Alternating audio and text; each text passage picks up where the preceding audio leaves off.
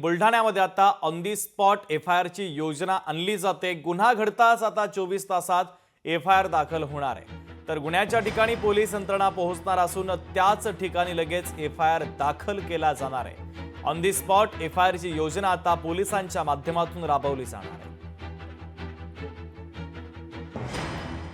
दिनांक 5 एप्रिल रोजी आम्ही ही एफआयआर ऑन द स्पॉट ही योजना आम्ही बुलढाणा जिल्ह्यात सुरू केली।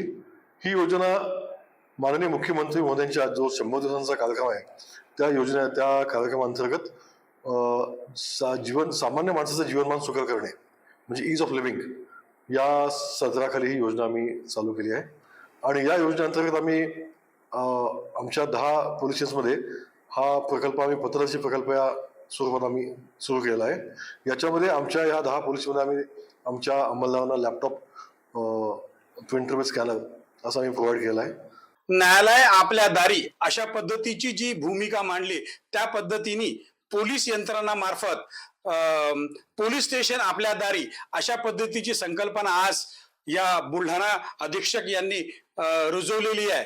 त्यामुळे लोकांना त्याचा न्याय मिळेल, लोकांना ताबडतोब आपले कंप्लेंट दाखल करता येईल आणि विलंब होणार नाही। त्यासाठी मी एक वकील म्हणून त्यांचं अभिनंदन करतो। लोकशाही मराठी ऐका, पहा, जागरूक रहा।